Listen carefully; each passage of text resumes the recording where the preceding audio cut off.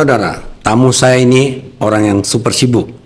Kadang di Jakarta, kadang di Singapura, dan kadang di Batam. Dan untuk mengundang beliau perlu usaha yang cukup keras. Dia seorang pengusaha, politisi, dan orang pertama di Kepulauan Riau yang menjadi menteri. Tapi tidak banyak yang tahu, beliau juga seorang akademisi. Nah, tamu istimewa saya hari ini adalah Dr. Asman Abnur, SE, MSI. Apa kabar Pak Asman? Baik Pak Sokrates, yang penting sehat ya. Iya, terima kasih Pak Asman sudah datang ke studio saya. Pak Asman, saya ingin ngobrol. Ini di tahun baru 2025 gitu. Nah, kita sudah melaksanakan pilkada, sudah terpilih para pemimpin di negeri ini. Saya ingin bicara soal ekonomi secara umum dengan Pak Asman. Nah, indikator ekonomi Kepulauan Riau itu Pak 2023 termasuk Batam itu termasuk baik itu. Pertumbuhan ekonominya 5,02%, kemudian Batam malah 7,4%, itu lebih tinggi pada pertumbuhan ekonomi nasional. Nah, kira-kira 2025 ini bagaimana prospek ekonomi ini Pak Asman untuk Batam dan Kepulauan Riau? Gitu. Terima kasih Pak Sokrates. Assalamualaikum warahmatullahi wabarakatuh. Waalaikumsalam. Selamat sore kawan-kawan semuanya Batam dan Kepulauan Riau. Mungkin hari ini saya akan coba membahas masalah ekonomi. Karena masalah politik sudah selesai. Nah, sudah tahu presidennya, sudah terpilih gubernurnya, sudah terpilih bupati wali kotanya. Ini saatnya kita mengisi. Nah, negara yang sebesar ini butuh pelaku usaha yang sangat besar. Maka saya menghimbau kepada kawan-kawan politisi yang berhasil di bidang politik, ini saatnya membantu kawan-kawan yang membangun usaha, membangun bisnis. Nah, bagi yang tidak berhasil di dunia politik, back to basic. Sudah, jangan lagi bahas soal politik, jangan lagi bahas kekalahan, jangan bahas lagi kemenangan. Yang harus dibahas itu adalah bagaimana kita menumbuhkan ekonomi makro dan ekonomi mikro kita sendiri. Jadi kekuatan negara itu sekarang sangat tergantung pada pelaku ekonominya. Indikator ukuran kinerja pemerintah juga bisa diukur dari pertumbuhan ekonominya. Nah, maka dari itu saya mendukung apa yang dilakukan oleh Pak Sokrates ini. Kita memberi pencerahan di bidang entrepreneur, di bidang usaha, di bidang peluang, sehingga kita ini tidak ada yang namanya macet di bidang pekerjaan. Kita ini bisa menciptakan pekerjaan dan membantu negara di bidangnya masing-masing. Nah, apalagi di bidang ekonomi sangat besar, sangat besar sekali peluangnya. Apalagi secara nasional kita sekarang sudah diakui dunia bahwa Indonesia itu akan menjadi negara besar. Ya, diantaranya adalah Cina, India, dan Indonesia. Jadi kita harus punya rasa optimis yang sangat tinggi. Apalagi semangat perjuangan, kemudian semangat kepemimpinan Pak Presiden kita yang baru ini luar biasa. Jadi saya sebagai politisi, kemudian sebagai pengusaha, sebagai akademisi, saya sangat merasa happy sekali. Ini masa-masa berat kita ini sudah kita lewati. Sekarang kita saatnya mengisi sesuai dengan keahlian kita masing-masing. Nah, maka hari ini saya diundang oleh Pak Sokrates, saya datang nih. Topiknya apa? Topik tentang ekonomi. Ini saya yang akan datang masalah ekonomi ini. Gitu. Kemudian Pak Asman, biasanya perusahaan itu sudah menyusun proyeksi ekonomi dan bisnis plan itu pada semester 3 atau semester 4 tahun-tahun sebelumnya. Nah, tapi tiba-tiba ini ada wacana kenaikan PPN 12%, kemudian ada kenaikan UMK 6,5%. Apa respon para pengusaha, Pak? Jadi begini ya, kalau kita mau bangun satu usaha, jangan sulitnya yang dihitung, peluangnya yang kita lihat. Jadi kalau menaikkan ekonomi jangan dilihat yang sulitnya, peluangnya yang kita lihat. Kalau peluangnya besar, kita mau bayar kos besar pun nggak ada masalah. Itu, maka dari itu saya tidak akan melihat beban yang akan kita pikul, tapi peluang besar di depan kita ini yang harus kita lihat. Nah, saya melihat untuk secara global, kawasan Asia ini menjadi suatu kawasan yang akan menjanjikan pertumbuhan ekonomi lebih besar daripada kawasan lain di negara luar. Amerika sekarang banyak masalah. Kemudian Eropa juga baru masalah juga dengan Rusia, dengan Ukraina. Masalah gas juga masalah di sana. Sehingga ekonominya itu akan terevaluasi. Apalagi masyarakatnya terbiasa dengan suasana yang tidak bekerja keras. Dia sudah saatnya menikmati. Nah, ini akan jauh lebih tertinggal nanti daripada negara-negara Asia.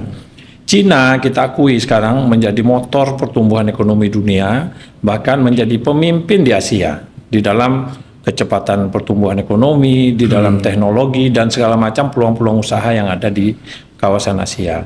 Nah, kemudian India sekarang juga bergerak cepat. Nah, Indonesia sekarang di semua lini, saya mulai melihat dari segi pariwisata juga meningkat, kemudian dari segi usaha juga bisnis secara nasional juga peluangnya banyak. Kemudian infrastruktur kita ya alhamdulillah ya dalam periode Pak Jokowi itu sudah selesai semua infrastruktur. Sekarang tinggal bagaimana infrastruktur itu menjadi pemicu pertumbuhan ekonomi kita. Sekarang Pak Presiden kita sudah mempermudah semua perizinan, birokrasi akan diperbaiki secara tuntas, kemudian pelayanan hospitality pemerintah akan dilakukan secara baik. Nah, ini momentum.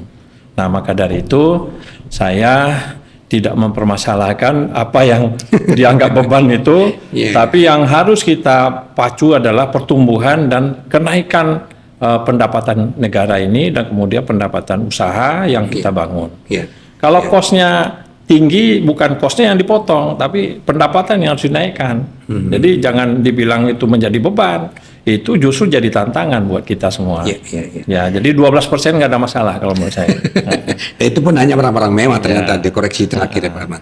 Kemudian ini Pak Asman, ini kan dari dulu kita tahu bahwa Batam itu portofolio bisnisnya ada 4. Ada industri, ada perdagangan, ada ahli kapal dan pariwisata. Menurut Bapak, apakah itu perlu direvisi dengan kemajuan zaman ini atau perlu ditambah? Kalau saya milih yang ditambah. Kalau yang sudah ada jangan dikurangi lagi.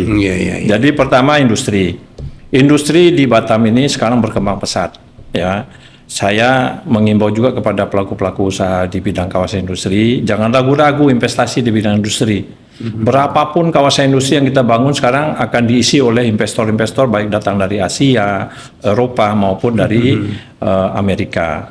Nah, maka dari itu semua permasalahan perizinan, semua fasilitas ekonomi di bidang permodalan itu dipermudah aja, sehingga bidang industri ini menjadi idola yang masih besar di Batam. Apalagi multinasional company yang ada di Batam ini sekarang sudah matang, sudah besar sekali, mulai dari Singapura, kemudian Eropa, India sudah masuk ke Batam, kemudian Cina sekarang udah menggeser investasi yang lain. Nah, maka dari itu kita sebagai orang lama di Batam, sebagai pengusaha-pengusaha lokal, saya rasa ini saatnya kita tumbuh juga bersama-sama dengan pengusaha-pengusaha luar.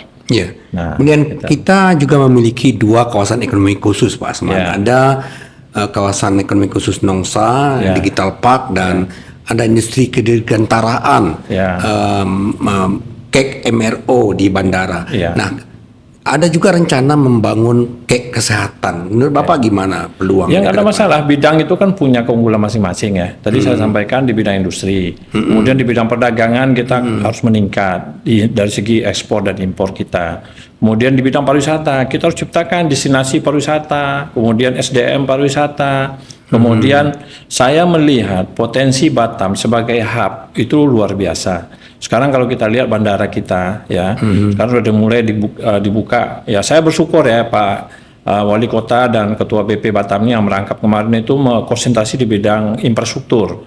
Apa yang kita rasakan sekarang, semua jalan, semua infrastruktur yang ada di Batam ini sudah bisa diakses secara cepat. Kemudian bandara sudah sangat begitu baik fasilitasnya. Nah, tinggal sekarang mengisi bandara itu jadi pintu gerbang turis masuk ke Batam ataupun ke Kepulauan Riau. Nah, dari mana? Nah, dari Korea, dari luar negeri, dari nggak usah yang besar-besar dulu deh. Dari Asia misalnya, dari Cina, kemudian dari India. Nah, saya menyarankan kepada pengelola bandara itu jangan terlalu berambisi seperti Changi Airport. Karena Changi itu udah di bidangnya udah canggih duluan dari kita.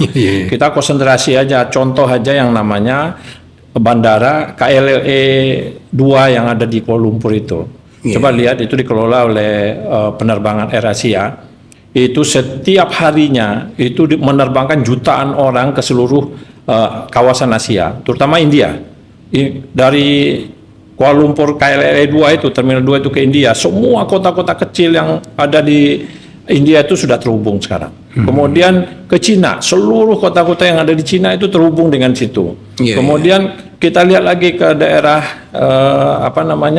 Australia, kemudian kita lihat lagi ke daerah Asia lainnya, itu Ho Chi Minh City, kemudian ke Vietnam, itu terhubung semua dengan bandara KLLA 2 itu. Nah ini, kalau ini bisa terhubung seperti itu juga Batam, kita nggak bakalan kecukupan hotel, nggak bakalan kecukupan destinasi pariwisata, kemudian wisata kuliner kita maju. Nah, ini yang harus ditangkap oleh peluang oleh pengusaha-pengusaha lokal kita. Saya sebagai seorang pelaku, saya merasakan betul sekarang begitu tumbuhnya usaha-usaha di bidang kuliner, kemudian di bidang destinasi pariwisata, kemudian di bidang industri yang lain lah, industri makanan, industri oleh-oleh lokal, segala macam ini berkembang sekali di Batam ini. Apalagi kalau bandara kita bisa dijadikan hub untuk destinasi pariwisata yang bisa membuka wilayah Batam ini dengan dunia-dunia luar. Nah, kemudian dengan Indonesia, mulai dari Batam sampai ke Aceh, sampai ke Medan, sampai ke Sumatera yang lain, kemudian sampai ke Papua, sampai kemana, ini menjadi hub. Jadi kalau ini yang terjadi, ya Pak Sokrates mungkin lama-lama meninggalkan profesi wartawannya, akan beralih ke bidang industri perdagangan ini. Ada wacana dari BP Batam yang salah satu tugasnya adalah menjadi destinasi unggulan investasi, Pak Asman. Ada wacana untuk membuka jalur Roro Batam Johor. Gimana menurut Bapak? Ya itu harus dibangun. Nggak usah ragu-ragu lagi. Sekarang coba bayangkan ya, wisatawan dari Singapura itu dibandingkan dengan wisatawan dari Malaysia sekarang udah mulai imbang.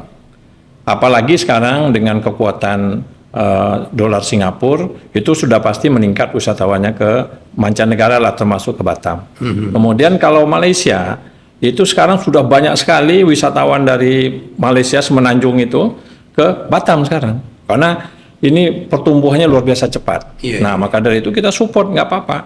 Bikin Roro ke sana, dipermudah hubungan ke Johor, dipermudah hubungan ke Malaka, apalagi tadi airport itu jalan.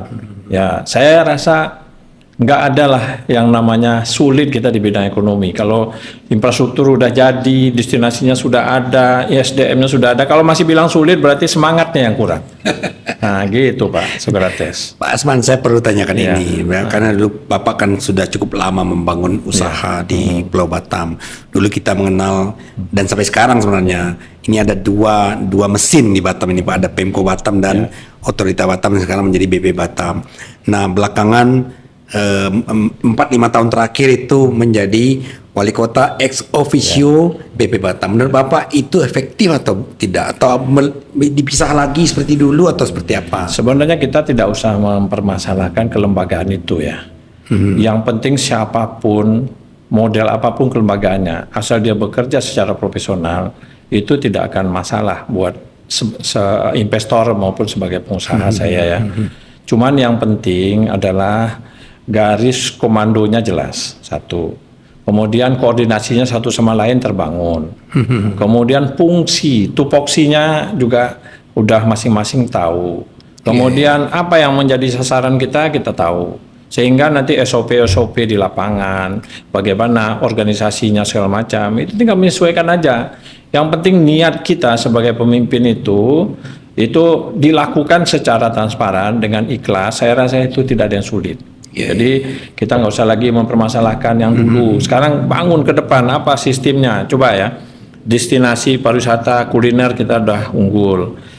Hospitality kita dianggap unggul di Batam. Kemudian sekarang sudah ada destinasi pariwisata pulau, destinasi wisata tradisional misalnya memancing segala macam. Ini banyak sekali peluang kita. Nah, maka dari itu semua kekuatan harus fokus ke situ. Nah, ini yang satu lagi nih, MICE. Ya, misalnya ngapain lagi kita menonton show Korea itu ke luar Batam? Kita bikin tuh yang namanya GOR yang sebelah Pak John Kennedy ini.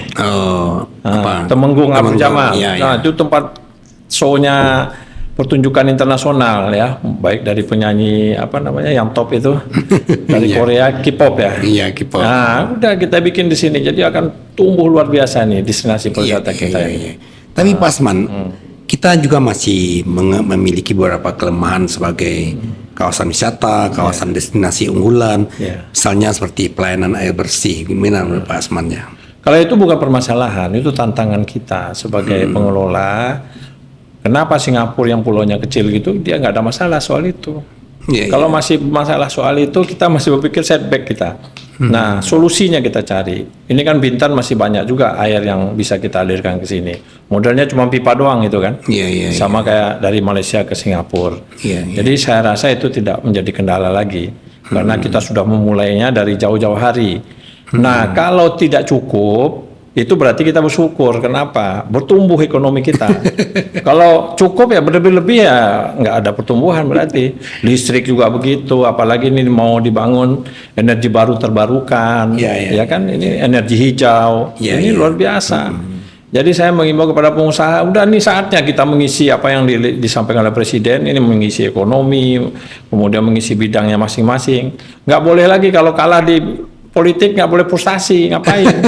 Merugi kita. Pak Asman, kemudian ini Pak, Batam ini juga terkenal sebagai kota dengan biaya hidup yang tinggi, itu semakin masuk 10 besar Indonesia gitu. Bagaimana Mas, sehingga masyarakat ini yang pendapatannya pas-pasan itu makin merasa Jadi sulit. begini ya, relatif ya, kalau masalah tinggi atau rendahnya itu, semakin tinggi kualitas hidup orang, semakin tinggi biayanya.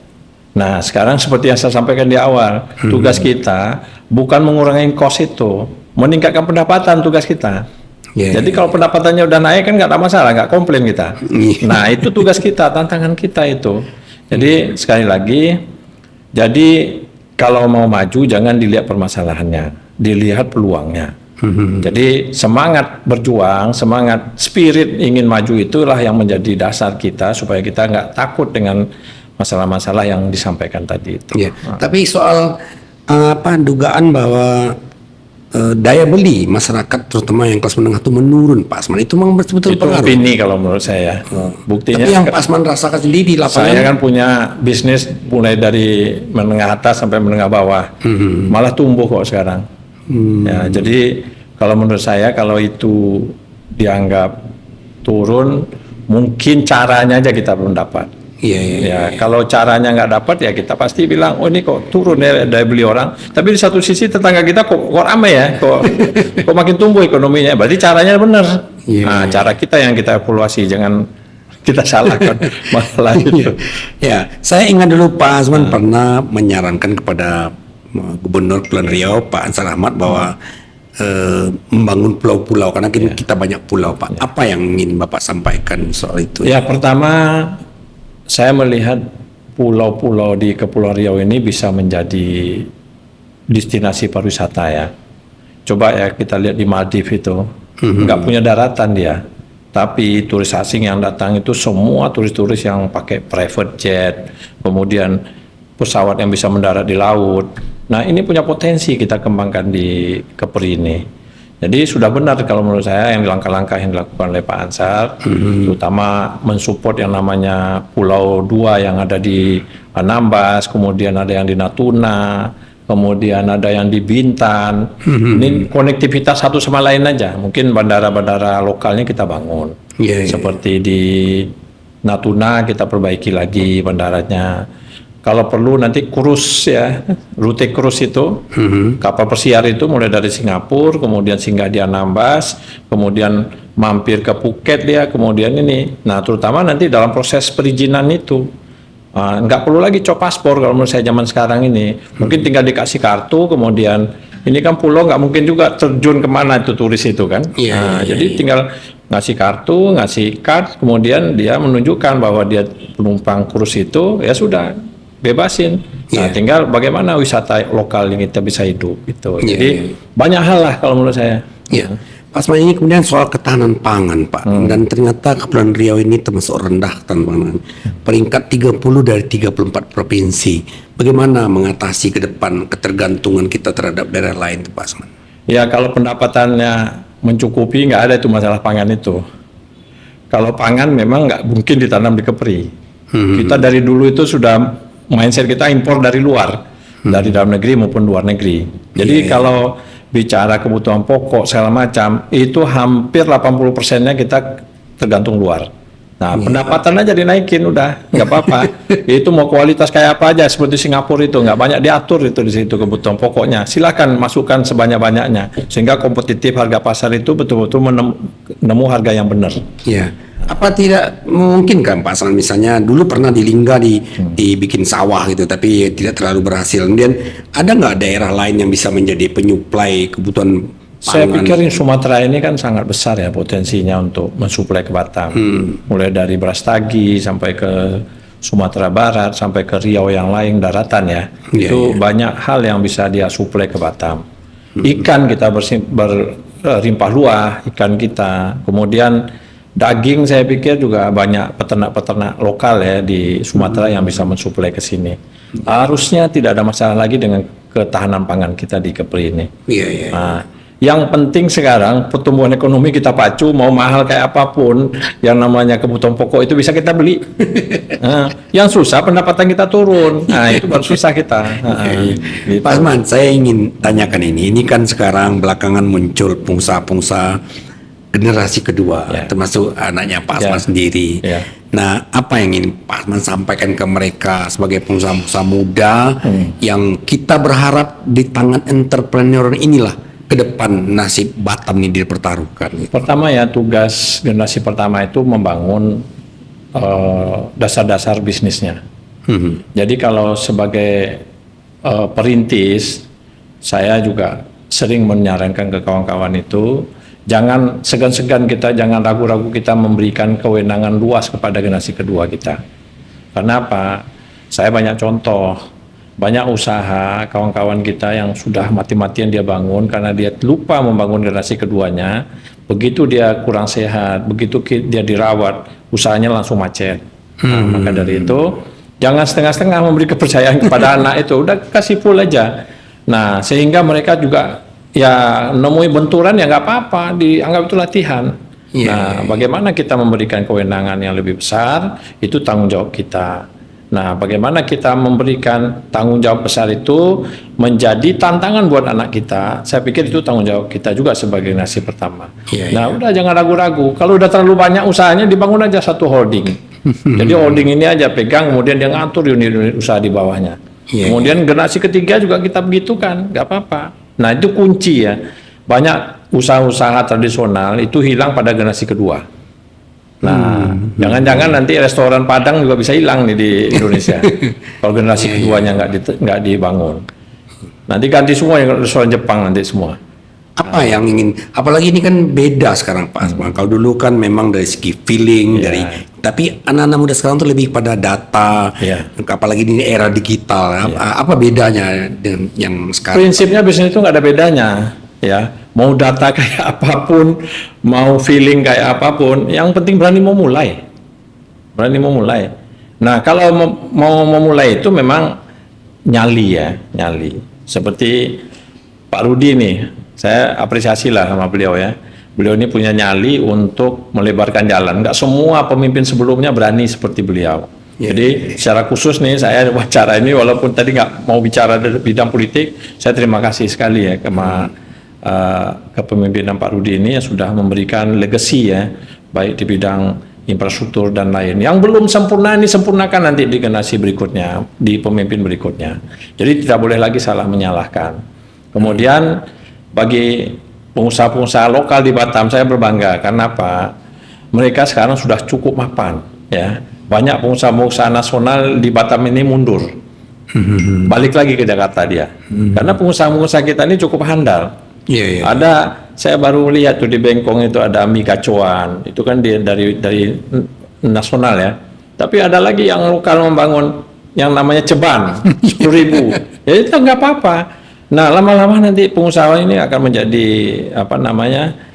motor di dalam hal pertumbuhan ekonomi yang tidak mematikan satu sama lain, berkompetisi aja nggak apa-apa. Nah, kalau nggak cukup market Batam, market lain lagi yang diciptakan. Orang kan datang lagi ke sini. Jadi ya jangan takut bersaing. Udah, jalanin aja. Gitu Pak, Saudara Tes. Berarti Pak Asman ingin mengatakan misalnya jalan lebar sudah dibangun oleh Pak Rudi, Iya. tapi mungkin yang belum sempurna itu misalnya seperti drainase Ya, itu dibenahi. itu kelanjutan lah besoknya. Iya. Yang bandara karena mengisi destinasinya dibuka semua akses ke seluruh dunia yang bisa terjangkau, khususnya Asia dulu lah. Kemudian pelabuhan kargonya diperbaiki. Iya. Nah, dua hal ini saya rasa ini saling mendukung, ya. Iya. Kebutuhan logistik, kemudian kebutuhan pintu pariwisata. Kalau ini udah terjadi sinergi, saya rasa ini akan tumbuh dengan cepat lagi. Ya, Pak Asman ini agak menyinggung ke politik ya. Pak Asman kan pernah menjadi menteri Ya.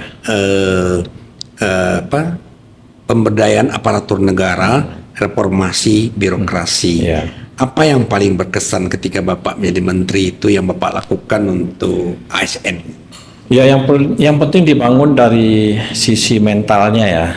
ASN itu adalah orang yang dijadikan motor untuk menggerakkan negara ini. Politisi itu adalah mengisi kebijakan-kebijakan strategis. Jadi antara motor dan yang mengisi kebijakan itu harus sejalan. Sehingga kalau sistem sudah jalan, kemudian dibangun, datang politisi baru memimpinnya, saya rasa ini nggak akan ada kendala lagi karena udah ada mekanisme sistem yang mengaturnya. Nah, yang penting sekarang bagaimana pola rekrutmen dan mengisi birokrasi ini menjadi orang-orang profesional di bidang pemerintahan itu terus dipertajam sehingga kita tidak kalah lagi di dalam hospitality, dari pelayanan ke publik, mulai perizinan sampai ke masalah-masalah fasilitas umum.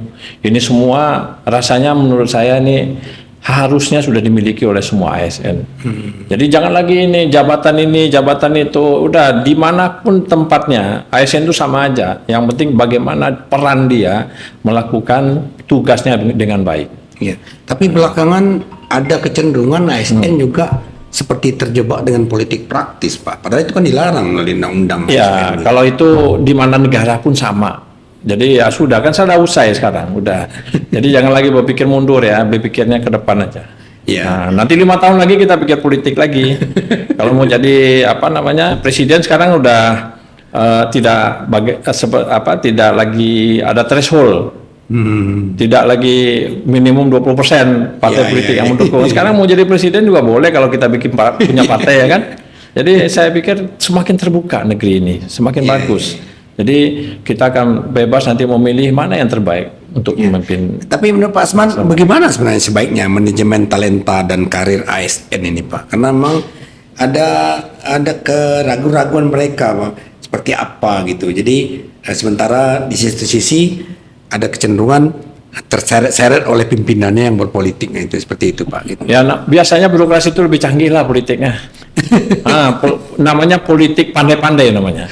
Ya sudah, jadi jangan masuk ke dalam arena politik, masuk aja di bidangnya. Kalau memang itu ada kaitannya dengan politik, ya udah ada batasnya. Kemudian sejauh mana kita bisa melangkah. Nah, kalau udah nggak bisa melangkah, ya sudah kasih tahu ke atasannya, saya cuma sampai di sini karena saya sebagai pegawai negeri. Atau terang, saya pikir ke depan tidak boleh ada lagi pemaksaan, ya. Tidak boleh lagi yang namanya ini bukan bidangnya dikerjakan, ya udah fokus saja ke bidang masing-masing. Nah, mudah-mudahan dengan sistem pemikiran seperti ini kita akan lebih maju lagi. Ya. Pak Asman, ngomong gimana caranya Bapak ya tetap aktif, kemudian buka bisnis sana sini walaupun tidak lagi menjadi anggota DPR, tidak lagi menjadi menteri. Bagaimana kiatnya itu, Pak ya? Ini menikmati ya, apa yang kita buat itu tidak boleh menjadi beban. Misalnya di politik, kalau nggak berhasil di politik jadi beban, ya itu salah itu. Ya sudah, nggak apa-apa. Di bidang lain kita terbuka. Jadi nggak boleh lagi sembunyi di rumah, nggak boleh lagi nggak muncul ke publik, nggak boleh. Itu namanya mengurung diri namanya. Ya biasa aja itu di politik itu bisa menang, bisa kalah, bisa on, bisa off, bisa menjabat, bisa enggak, kan gitu. Tapi kalau pekerjaan kita itu wajib kita lakukan, nggak boleh kita merasa kalah, nggak boleh kita merasa menang juga nggak boleh. Mentang-mentang udah menang nih, nggak boleh juga. Sekarang bagaimana mensinergikan antara yang berhasil di bidangnya, kemudian kita juga bidang kita di sini, ya sudah. Nanti kalau mau kompetitif lagi, nanti 5 tahun lagi kita pikir. Sudah harus bekerja sekarang. Ya, Gitu. itu mungkin yang Pak pernah bilang bahwa bisnis itu masa depan, politik itu pengabdian. Itu banyak hal ya. Saya pikir orang yang punya pemikiran besar, dia bisa memilah-milah posisi apa dia sekarang. Kalau dia diberi kepercayaan di bidang politik, dia akan fokus memperbaiki negara. Kemudian kalau sudah selesai dia tugasnya, dia akan fokus lagi membangun di bidang lain. Nah, seperti saya selesai jadi menteri, kemudian di DPR, kemudian sudah 4 kali, ya sudah. Kemudian saya fokus lagi ke bisnis. Nah, kalau ada kendala lagi di bisnis, kita cari solusinya. Nah, teman-teman kan masih banyak. Iya, iya. Nah, kalau ada kendala ya, gua mohon bantuan lu nih, kan gitu. Nah, jadi nggak ada susahnya kalau menurut saya. Jadi partai itu hanya sebagai fasilitator, yang fasilitas yang perlu kita hormati, kemudian keahlian betul-betul yang menjadi andalan kita, sehingga kita ini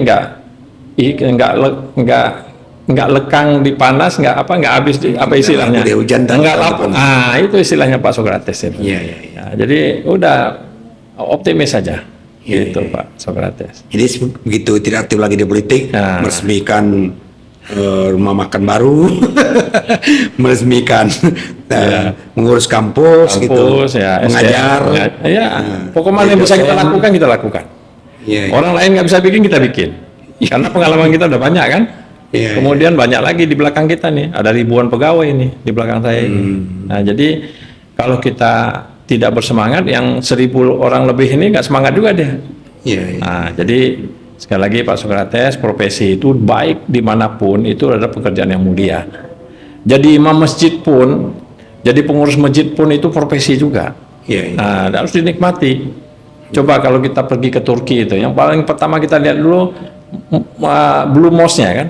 Iya, iya. Nah, kalau kita pergi ke Baitul Maqdis sana, kita lihat dulu masjidnya di sana. Kemudian orang Kristiani pergi lagi ke melihat kota sucinya. Ya, semuanya ada positifnya lah kalau menurut saya. Gitu. Asal jangan masuk ke wilayah konflik aja. Kalau wilayah konflik pusing kita. Nah, ya udah.